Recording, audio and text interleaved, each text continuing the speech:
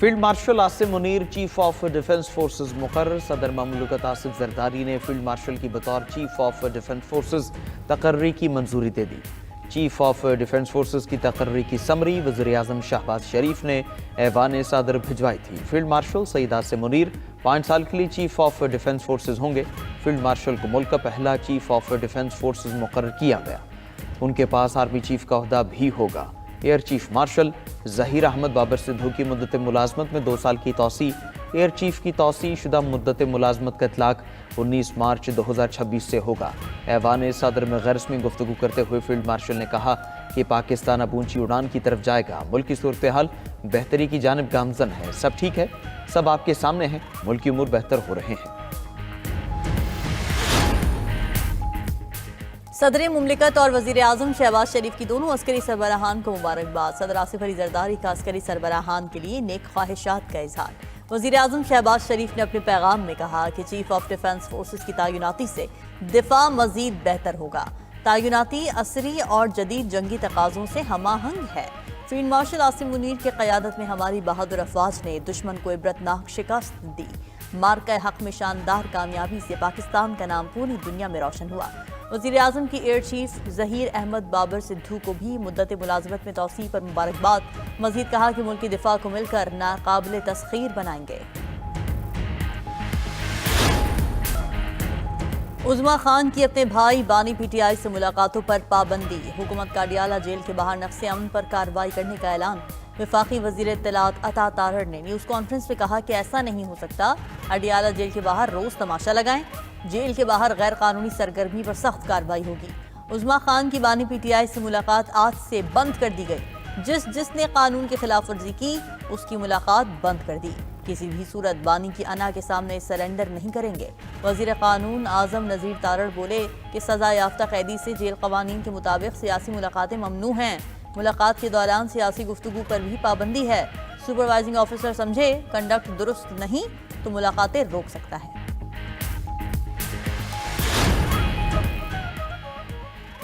وزیر اعلیٰ خیبر پختونخوا کی 9ویں بار بانی پی ٹی آئی سے ملاقات نہ ہو سکی۔ وزیر اعلیٰ سہیل آفریدی، شاہد خٹک اور نعیم پنجوتھا اڈیالہ جیل کے باہر پہنچے تھے۔ جیل حکام نے وزیر اعلیٰ سہیل آفریدی کو داخل ناکے پر ہی روک لیا۔ میڈیا سے گفتگو میں وزیر اعلیٰ خیبر پختونخوا نے کہا کہ 9ویں بار بھی بانی پی ٹی آئی سے ملنے نہیں دیا گیا۔ پوری دنیا اس امتیازی سلوک کو دیکھ رہی ہے۔ ادھر وزیر اعلیٰ خیبر پختونخوا سہیل آفریدی اشتہاری قرار۔ انسداد دہشت گردی عدالت اسلام آباد نے سہیل آفریدی کو اشتہاری قرار دینے کی استدعا منظور کر لی۔ صوبائی وزیر مینا خان آفریدی اور ڈاکٹر امجد کو بھی اشتہاری قرار دینے کی کارروائی شروع۔ وزیر اعلیٰ سہیل آفریدی کے خلاف 5 اکتوبر کو تھانہ نون میں مقدمہ درج کیا گیا تھا۔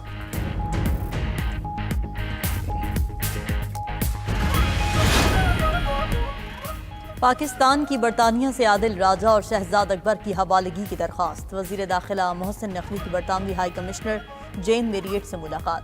پاک برطانیہ تعلقات، سیکیورٹی تعاون اور باہمی دلچسپی کے امور پر تفصیلی گفتگو ہوئی۔ برطانیہ میں غیر قانونی طور پر مقیم پاکستانیوں کی وطن واپسی کے امور بھی زیر بحث آئے۔ محسن نقوی نے پروپیگنڈا کرنے والے پاکستانیوں کے خلاف ٹھوس شواہد دیے۔ گفتگو کرتے ہوئے کہا کہ دونوں افراد حکومت کو مطلوب ہیں، انہیں فوری طور پر پاکستان کے حوالے کیا جائے۔ آزادی اظہار پر پورا یقین رکھتے ہیں، لیکن فیک نیوز ہر ملک کے لیے مسئلہ ہے۔ پاکستان مخالف پروپیگنڈا کرنے والوں کی واپسی کے لیے برطانوی تعاون کا خیر مقدم کریں گے۔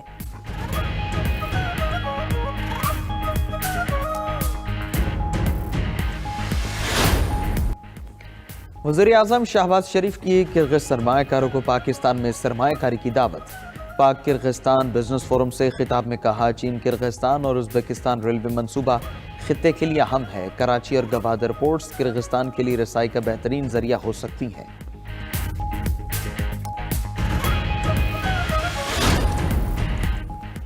وفاقی وزیر خزانہ اورنگزیب کی زیر صدارت 11ویں قومی مالیاتی کمیشن کا اجلاس۔ مالیاتی امور کو آگے بڑھانے کے لیے ورکنگ گروپ بنانے کا فیصلہ۔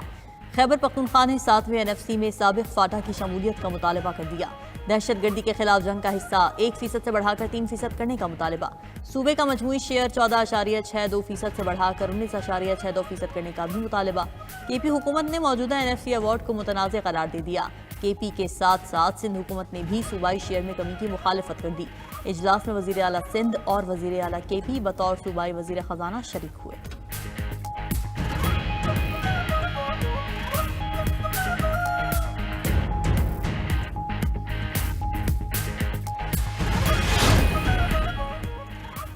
NFC اجلاس میں خیبر پختونخوا کا مقدمہ سامنے رکھا. قبائلی اضلاع کو ضم تو کیا گیا لیکن ان کا شیئر ہمیں نہیں ملا.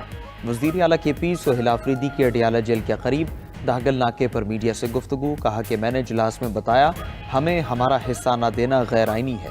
واقعی تینوں صوبوں کا ان کا حق دیا جا رہا ہے, ہمیں نہیں دیا جا رہا. ہمیں ہمارا حق دینے کی یقین دہانی کرائی گئی ہے. اجلاس میں فیصلہ ہوا 8 دسمبر تک سب کمیٹی بنے گی. NFC کا اجلاس جنوری کے وسط میں ہوگا.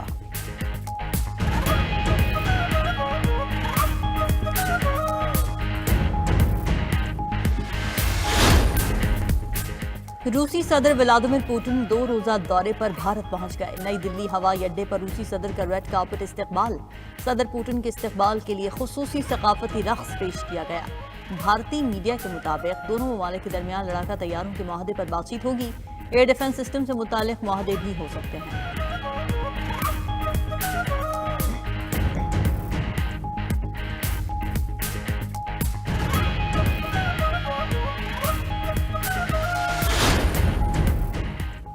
امریکی صدر ٹرمپ نے ایک اور امن معاہدہ کرا دیا. واشنگٹن DC میں روانڈا اور کانگو کے درمیان امن معاہدے پر دستخط ہو گئے. ٹرمپ کا کہنا ہے روانڈا اور کانگو کا امن معاہدہ خطے کے لیے بڑی کامیابی ہے.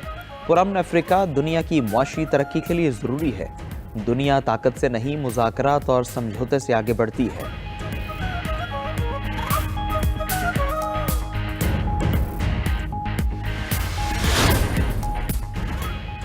ٹرمپ کا ہائی اسکلڈ ورکرز کے لیے ویزا شرائط مزید سخت کرنے کا حکم. امریکی میڈیا کے مطابق ٹرمپ نے امریکی سفارتکاروں کو H-1B ویزا کے درخواست گزاروں کے پروفائلز کے جائزے کا حکم دیا ہے. نئے احکامات کے تحت درخواست گزاروں اور ان کے اہل خانہ کے سوشل میڈیا پروفائلز کا بھی جائزہ لیا جائے گا. پالیسی نئے اور پرانے دونوں درخواست گزاروں پر لاگو ہوگی. ویزا شرائط سے بھارت اور چین کے ہنرمند افرادی قوت متاثر ہوں گی.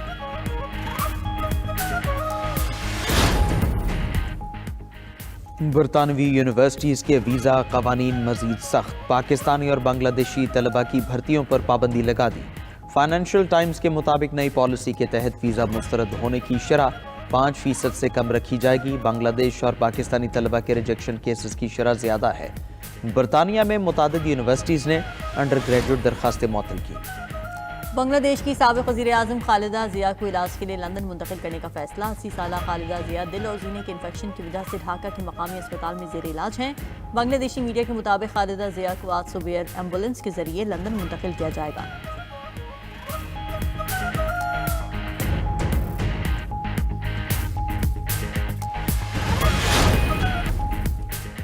پاکستان میں موسم سرما کے بادل برسنے کو تیار. خیبر پختونخوا میں آج سے بارش کی پیشگوئی. PGMA نے بارشوں کا الرٹ جاری کر دی. پہاڑی علاقوں میں وقفے سے برفباری اور بارشیں بھی متوقع. پشاور سمیت جنوبی و وسطی اضلاع میں بھی بادل برسیں گے.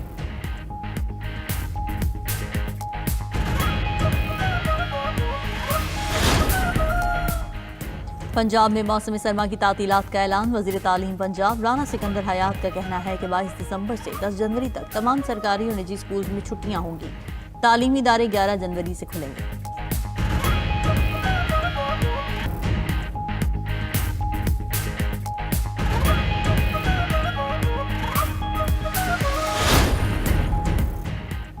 اسرائیل کی غزہ میں جنگ بندی معاہدے کی شدید خلاف ورزیاں. رفح کا علاقہ ایک بار پھر فائرنگ اور دھماکوں سے گونج اٹھا. اسرائیلی حملوں میں مزید 2 فلسطینی شہید ہو گئے. صہیونی فوج نے اپنے 4 اہلکاروں کے زخمی ہونے کی تصدیق کر دی. اسرائیلی وزیر اعظم نے اپنے جرائم پر پردہ ڈالنے کے لیے حماس پر معاہدہ توڑنے کا الزام لگا دیا.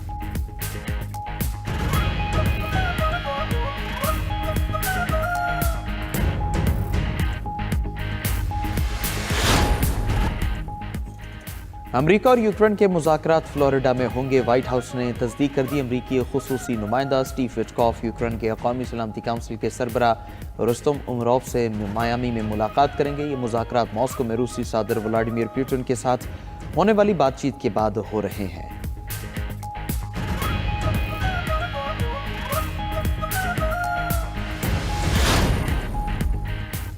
روسی خطرے کے پیش نظر ناروے نے برطانیہ کے ساتھ دفاعی معاہدہ کر لیا. دونوں ممالک کے دفاعی وزراء نے معاہدے پر دستخط کر دیے.